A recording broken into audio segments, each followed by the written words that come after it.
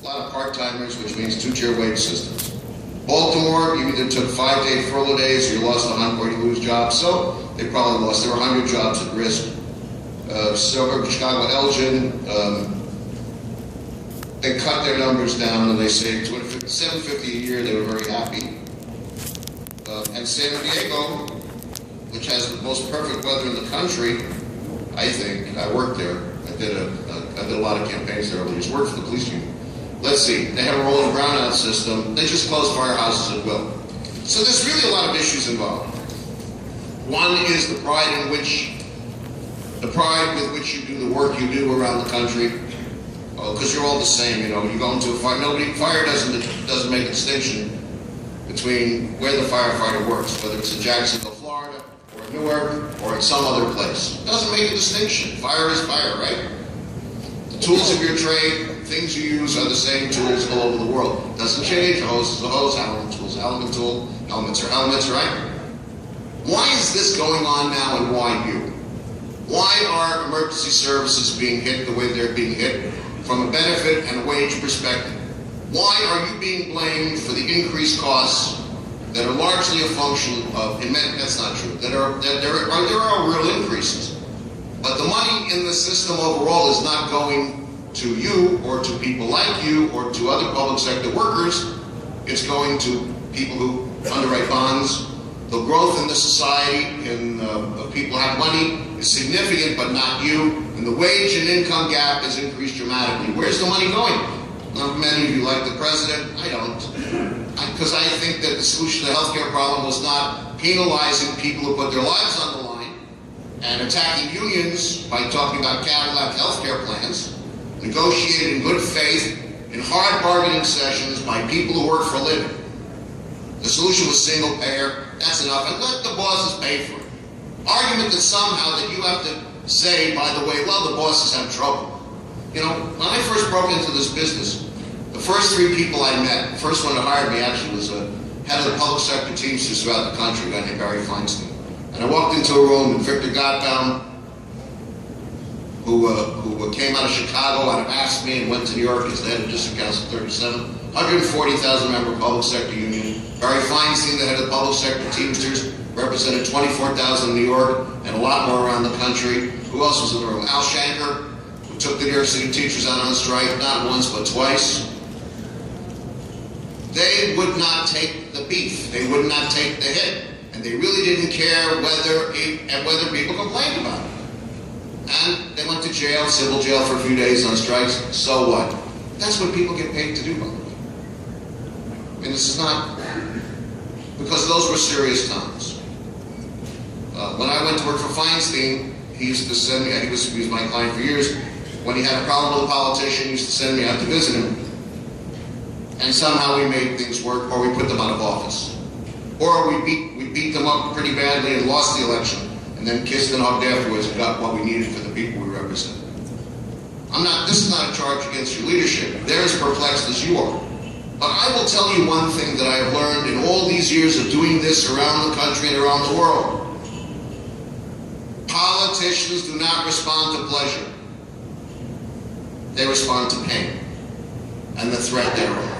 The worst thing that happened to public sector labor was, in fact, the fiscal crisis overall, starting in 1975. Because what happened was that guys who worked for a living, who were in union leadership positions, found that they could have dinner with a governor, a speaker, a majority leader, a banker, a bond underwriter, a major insurance company, and that they actually believed that they sat and had dinner with these guys, lots of guys in those years, right? That they would be just like them. And there would be a rational conversation about what would occur, the future of cities, the future of public sector workers. They were wrong. What's happened instead is that guys and women like you have been made into virtual checkbooks. Your job is to be afraid that if you don't have someone write the check to a campaign, that you will somehow be punished. I have a different view.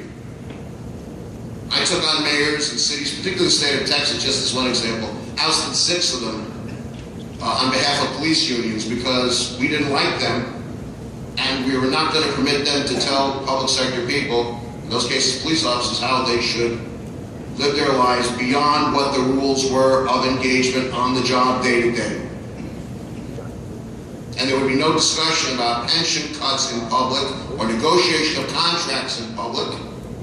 If you want to negotiate a contract which included changes in pension or benefits or work conditions, you did it in normative collective bargaining settings. You didn't do it in newspapers. You didn't stand up like the governor did and threaten everybody.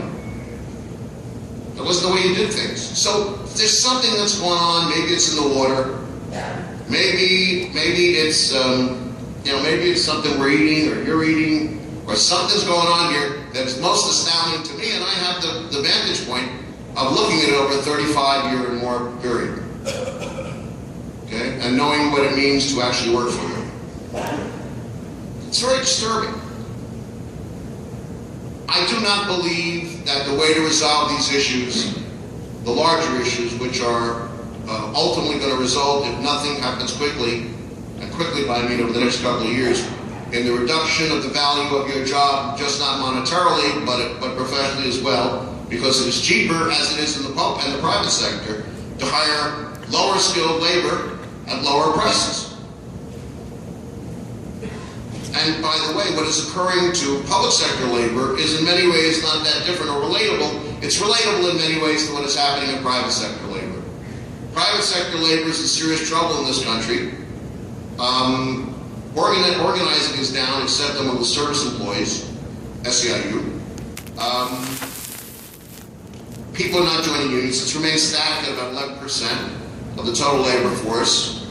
And the result of that is that the income gap has increased because, money's not being redistributed. And when people talk about redistribution, it sounds terrible, but labor unions did it for a long time and created the middle class in this country. That's true. Okay? A fair tax system did that and helped keep the middle class, and fair federalism, which meant the spreading of federal government money around, helped to increase that as well. So what we have now is less federal money being spread around. We have the destruction of the middle class and the destruction of labor unions. So it is no surprise that what is happening to you is happening. The only question is, how long will it take?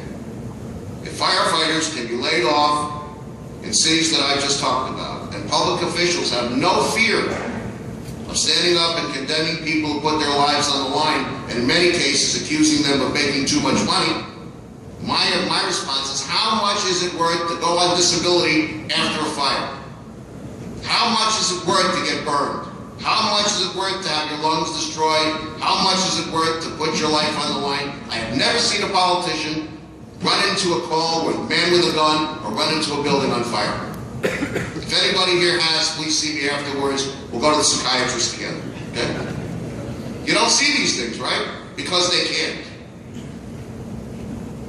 They can't. And you can never explain to them. I don't think firefighters have this delusion, but cops do.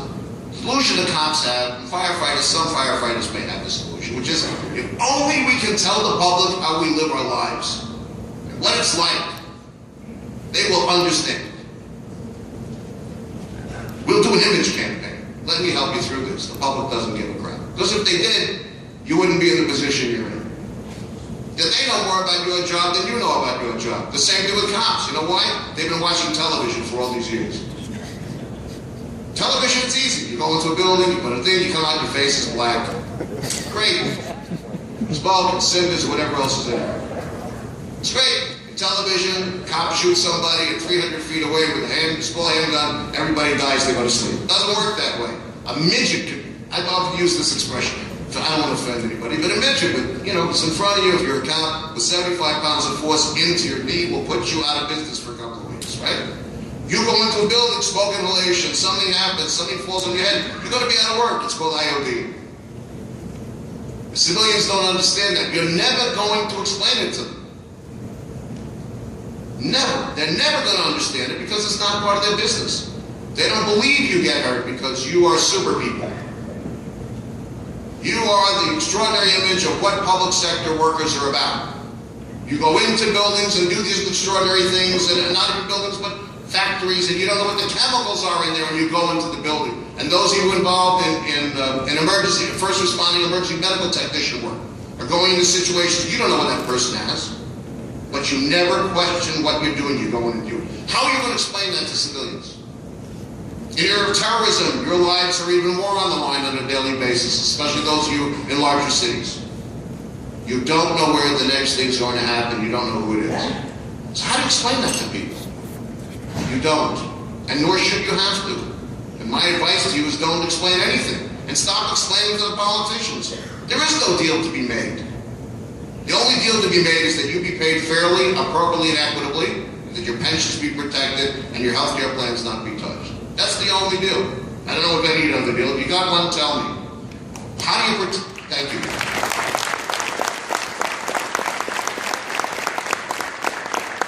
I'm not a motivational speaker. I'm a radical.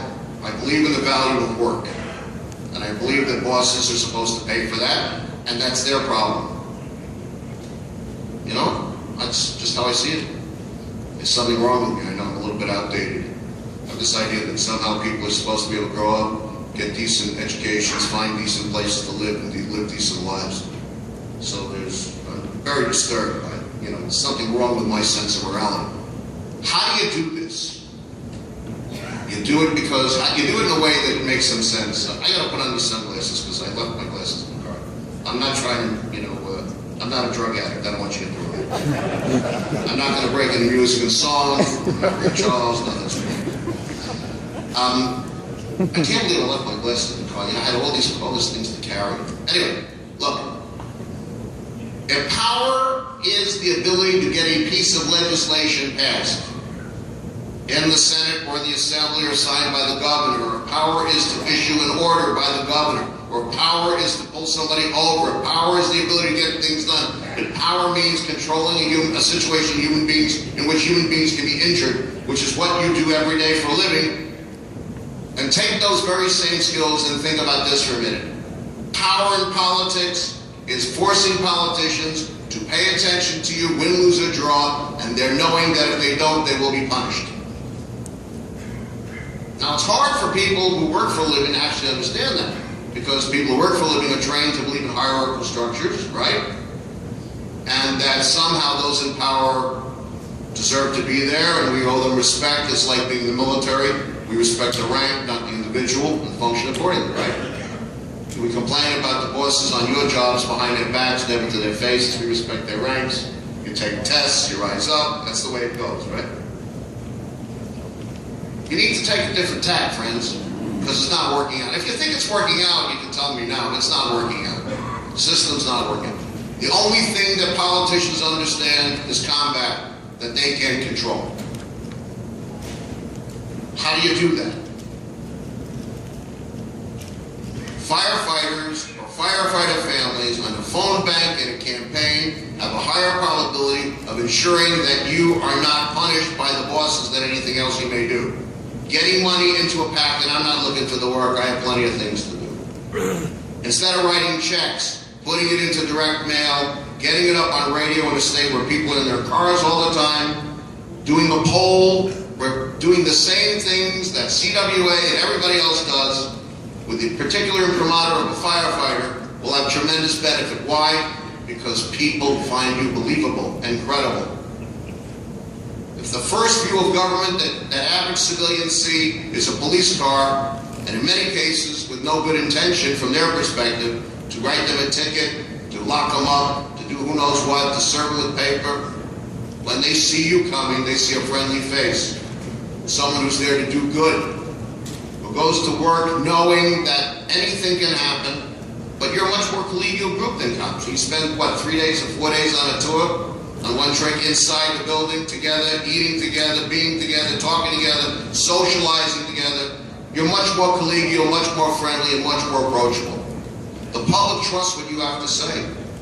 You have to tell the public what the problem is, without telling them. There's no reason why in doing an independent expenditure campaign, and I believe strongly in independent expenditures, and I've been talking about them to public sector groups for 25 years and better, that in doing so, there's no reason why you have to talk about firefighter issues, but you can't talk about public safety, and you can't talk about a politician on a piece of paper in a mailbox, in a piece of direct mail that says, so-and-so, Assemblyman so-and-so is helping firefighters protect you and first responders. We need you to stand up for so-and-so. And it's quite okay to put in a piece of paper, this guy's no good, kill him. People will believe you. When they say why, because he's no good for firefighters, which means he's injuring you. And I know it sounds awful, because you're supposed to say, well, we can just sit and talk with the politicians. They will understand us. After what I just read you, I think you should call up all these people that I just talked about and see if the politicians understood them. Because they're no different than you. The politicians don't understand it. The only thing politicians understand is pain. And they're the employer. I know, now how many people think this is nuts? Please tell me, please. If you don't do it, and you don't take the lead, then 5 years from now, I'll guarantee you, you'll be inviting me back, and there'll be less people in this room. And those jobs will be, what they call them in this beautiful thing, they call them, let's see, they said they had a nice word, rolling brownout. You will be rolling browned out of business. There will be two-tier wage systems. And you will be sitting here again trying to explain, have it explain to you how this occurred and how you adjust to it. What I'm suggesting to you is don't adjust to anything and tell these folks what the truth is. The attack on public sector labor was fine. People didn't really pay attention while they were going after civilian employees. If you don't have a guy paving a road, it's okay, so you get a hole in the road. You don't have a man or a woman manning a fire truck. You don't have a man or a woman in a police car. You don't have a man or a woman in a jail block, in a cell block in a jail, something different happens. That's when it started to get serious. You're in the last part of this extraordinary achievement called, what's the good word for it? The destruction of public sector labor in this country. Which is kind of interesting. Great moments in public sector labor. First state to allow collective bargaining for public workers was, anybody gonna guess? Wrong, Wisconsin, 1959. What happened in Wisconsin recently? A governor named Walker, and what did he do? He destroyed collective bargaining for public sector workers. Once that occurs, and collective bargaining rights are attacked, what happens next? Wages go down. End of agency shop, at-will employment, destruction of professionalism, reduction of wages, reduction of benefits, reduction of pension costs. They will always tell you it's about the costs. I will tell you it's about their failure to control their costs and the passing on of those costs to you. Why are you paying their costs? It's fascinating. First state, Wisconsin. Collective bargaining was passed in Ohio, I think in 1983. I went out there and did some organizing drives with the Teamsters. Let's see what happened. They tried to get rid of collective bargaining a couple of years ago. Police and fire unions were very much engaged, and the result was not what management hoped, but public sector workers are still under attack. Public sector workers are still under attack in a state that actually has a pretty good hold on overall. You see wage reductions and these kinds of discussions, not just in places I've talked about, Texas. This is a good one. The other thing that management will do, which is I find fascinating, and I don't think it applies to New Jersey, but in boards where pensions are controlled, where pension decisions are made by management and labor, right? You have a lot of those around the country. They will move to get labor out of the way as soon as the appropriate moment comes. State of Alabama, for example, they had a change in ownership of the legislature. The educators, Alabama Education Association, I worked for them for many years as well, had a seat on had really controlled to some extent over the pension investments in the state of Alabama. As soon as the ownership of the legislature changed, the legislation was passed, public sector workers, educators off the board, decisions made by internally without involvement from public sector labor. What's the result? The usual group of gangsters gets richer in investment commissions and less money gets put in the pension plans. You don't believe me? Believe me. So, look, I'm going to take some questions. You can ask me some other questions. I don't care if I motivated you or not. I hope I got you to think about this. This is serious. Chris Christie is not an aberration. He's not an aberration. And your friends aren't Democrats or Republicans. your friends are public sector labor. I believe in bipartisanship when it comes to labor unions, particularly in the public sector, because your friends are on both sides of the aisle. You got to pick friends that can win. You got to pick friends that can win, or you have to pick friends that you can beat up, and you have to get that money in to do it in a pack. And don't fool around, because you're not just protecting your future, you're protecting the future of this profession that you have bravely chosen to do, so that others who come after you will be able to stand at least in the same shoes you have. Thanks very much. Questions, please. What are you suggesting? I'm suggesting that you start, let's see, I don't know which locals do, how your locals function, but I would argue, I would give you the following multi-point plan, okay? 1, candidate screenings for everybody where they have to see you or your executive board face to face, okay? Where they actually have to see you, so this becomes more significant.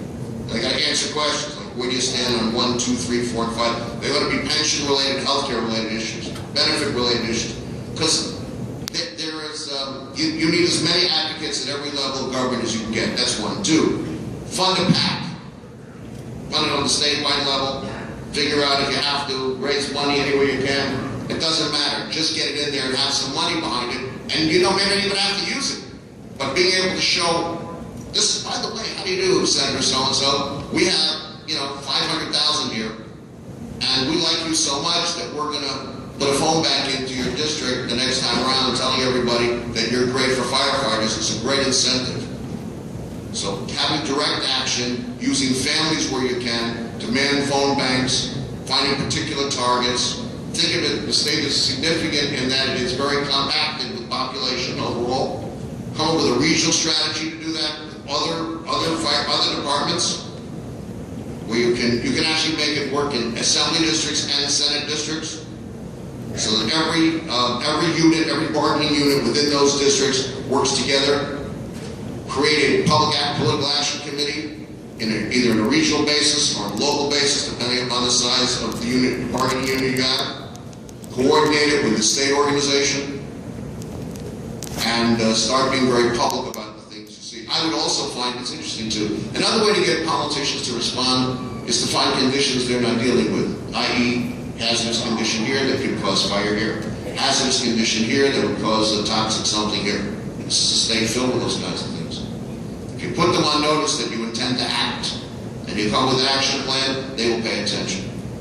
Those are real things you can do. It's not pie in the sky. It's not enough to write a check to a campaign. You have to put physical time into it. Getting guys to put leaflets on their doors on a Saturday night. I'm from so-and-so Firefighters Association. I just want you to know we love so-and-so because she's doing a great job. I think people will then pay attention to you.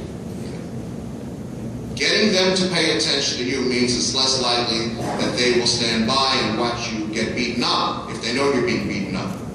But if they don't know and you don't start to tell them, you lose the argument. And it ought not to be about wages and benefits. Average person, now look, I pulled some stuff off the internet here. Average person really does think you're being paid too much. Why? Because they're not being paid enough. And the middle class is being clobbered to death in this society today. While income and overall investment and resources are going to the upper side of the economic scale, the bottom and the middle are being clobbered to death. And the middle is being pushed further to the bottom. It's not an accident. I'm not saying it's a conspiracy, but it's monetary policy. That's not fair to working people. So I think talking about wages and benefits is not the way to do it. In any campaign I've ever run, I've never talked about wages and benefits. I've talked about how so-and-so supports the police, or the public sector workers, and so-and-so doesn't, and here's why. Plus the benefit package, which brings it up, I'll be on the downs, I don't know who's in the room.